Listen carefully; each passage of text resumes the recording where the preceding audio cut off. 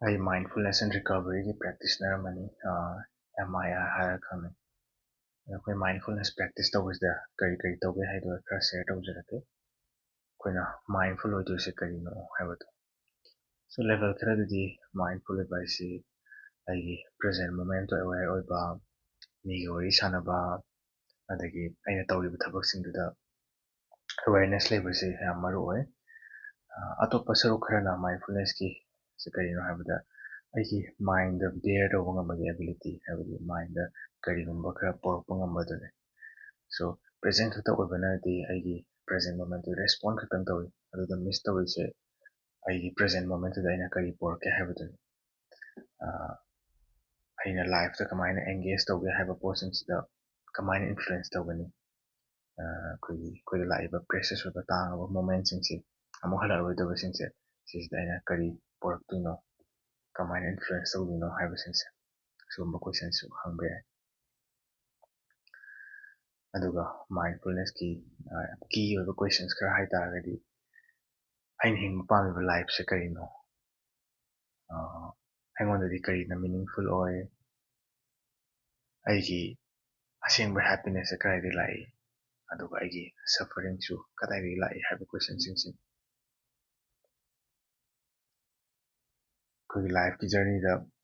Guiding factor ꯑꯣꯏꯕ ꯄꯣꯠ ꯑꯃꯁꯤ ꯑꯩꯈꯣꯏꯗ habits,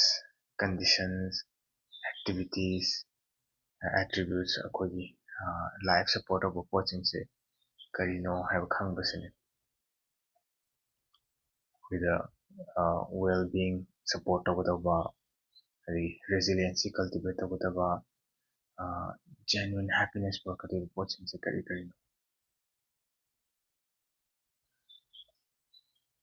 ꯑꯗꯨꯅ ꯑꯩꯈꯣꯏ ꯃꯥꯏꯟꯗꯐꯨꯜꯅꯦꯁ ꯄ꯭ꯔꯦꯛꯇꯤꯁ ꯇꯧꯕꯗ ꯑꯩꯈꯣꯏꯒꯤ ꯂꯥꯁꯇꯤꯡ ꯍꯦꯄꯤꯅꯦꯁꯁꯦ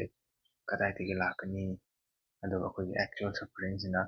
ꯀꯗꯥꯏꯗꯒꯤ ꯂꯥꯛꯏ ꯈꯪꯕꯁꯤ ꯌꯥꯝ ꯃꯔꯨ ꯑꯣꯏ ꯑꯗꯨꯅ ꯃꯥꯏꯟꯗꯐꯨꯜꯂꯤ ꯍꯤꯡꯕꯁꯦ revolves around this ability to bear in mind ꯑꯩꯈꯣꯏꯗ qualities, habits, attributes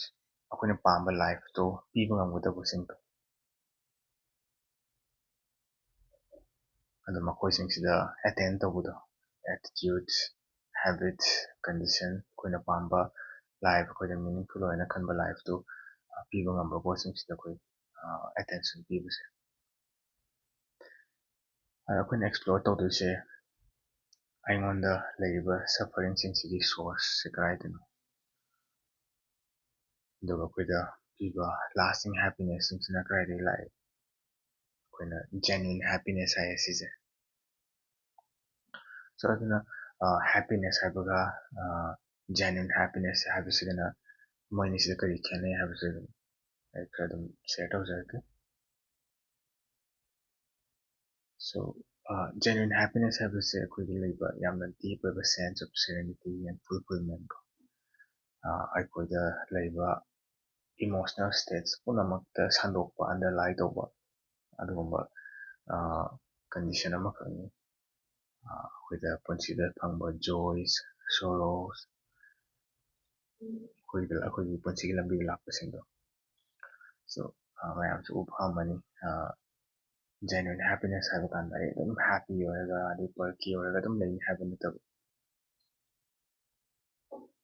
ꯑꯩꯒꯤ ꯏꯃꯣꯁꯅꯦꯜ ꯁ꯭ꯇꯦꯠꯁ ꯂꯣꯏꯅꯃꯛꯇ ꯁꯟꯗꯣꯛꯄ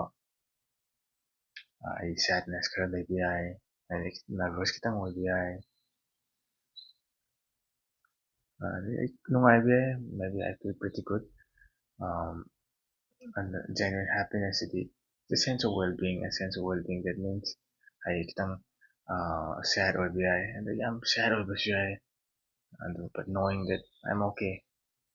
this is going to be okay ꯍꯥꯏꯕ ꯈꯪꯕꯁꯤꯅꯤ ꯑꯩꯈꯣꯏꯒꯤ ꯍ꯭ꯌꯨꯃꯦꯟ ꯑꯦꯛꯁꯄꯤꯔꯤꯌꯦꯟꯁꯀꯤ ꯄꯥꯔꯠ ꯑꯃꯅꯤ ꯏꯃꯣꯁꯟꯁ ꯂꯩꯕ ꯍꯥꯏꯁꯦ ꯑꯗꯨꯒ ꯑꯩ ꯋꯔꯗꯤ ꯑꯣꯏ ꯑꯩ ꯚꯦꯂꯨꯑꯦꯕꯜ ꯑꯣꯏ ꯑꯩꯒꯤ ꯂꯥꯏꯐꯁꯤ ꯃꯤꯅꯤꯡꯐꯨꯜ ꯑꯣꯏ ꯍꯥꯏꯕ ꯈꯪꯕꯁꯤꯅ ꯑꯩꯈꯣꯏꯗ ꯁꯦꯟꯁ ꯑꯣꯐ ꯔꯤꯖꯤꯂꯤꯌꯦꯟꯁꯤ ꯑꯃ ꯄꯤ ꯑꯗ ꯑꯩꯈꯣꯏꯅ ꯖꯦꯟꯌꯨꯏꯟ ꯍꯦꯄꯤꯅꯦꯁ ꯍꯥꯏꯕ ꯀꯥꯟꯁꯤꯗ ꯒ꯭ꯔꯤꯛꯀꯤ ꯋꯥꯍꯩ ꯑꯃ ꯌꯨꯗꯥꯏꯃꯣꯅꯤꯌꯥ ꯍꯥꯏꯕꯗꯨꯒ ꯃꯥꯟꯅꯩ ꯃꯁꯤ ꯑꯩꯈꯣꯏꯗ ꯂꯩꯕ ꯏꯟꯅꯔ ꯐ꯭ꯂꯣꯔꯤꯁꯤꯡ ꯑꯃꯈꯛꯅꯤ ꯑꯗꯨꯅ ꯄꯨꯟꯁꯤ ꯑꯃ ꯌꯥꯝꯅ ꯐꯖꯅ ꯋꯦꯜ ꯂꯤꯚ ꯑꯣꯏꯕ ꯄꯨꯟꯁꯤ ꯑꯃꯅ ꯑꯃꯗꯒꯤ ꯑꯩꯈꯣꯏꯅ ꯄꯨꯟꯁꯤꯜꯂꯛꯄ culmination ꯑꯃꯈꯛꯅꯤ ꯁꯤꯁꯨ.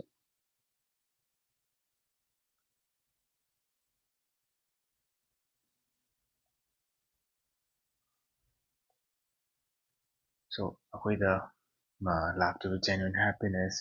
sadness ꯍꯥꯏꯕꯁꯤ aware ꯑꯣꯏꯇꯥꯔꯒꯗꯤ ꯑꯩꯈꯣꯏ ꯍꯤꯡꯕ ꯉꯝꯃꯤ, ꯑꯩꯈꯣꯏꯗ meaningful ꯑꯣꯏꯅ genuine happiness ꯂꯥꯛꯄ ꯐꯪꯕ ꯉꯝꯃꯤ ꯍꯥꯏꯇꯥꯔꯦ. But ꯑꯩꯈꯣꯏꯅ confuse ꯑꯣꯏꯕ ꯄꯣꯠꯁꯦ ꯀꯩꯅꯣ ꯍꯥꯏꯕ ꯃꯇꯝꯗ ꯑꯩꯒꯤ happiness ꯀꯗꯥꯏꯗꯒꯤ ꯂꯥꯛꯏ ꯑꯗꯨꯒ ꯁꯐꯔꯤꯡꯁꯦ ꯀꯗꯥꯏꯗꯒꯤ ꯂꯥꯛꯏ ꯍꯥꯏꯕꯁꯤ ꯑꯩꯈꯣꯏ ꯌꯥꯝ ꯇꯣꯏꯅ confuse ꯇꯧꯋꯦ.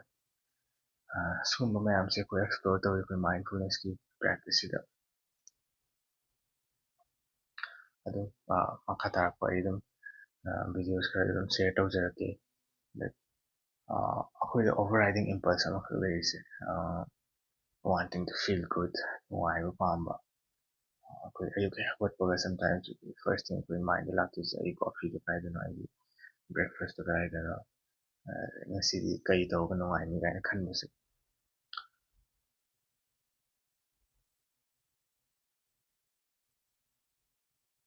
So ꯑꯩꯈꯣꯏꯅ ꯈꯪꯉꯤꯁꯦ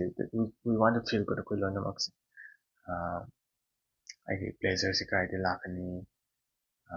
ꯀꯔꯤ ꯇꯧꯔꯒꯗꯤ ꯑꯩꯉꯣꯟꯗ pleasure ꯐꯪꯒꯅꯤ.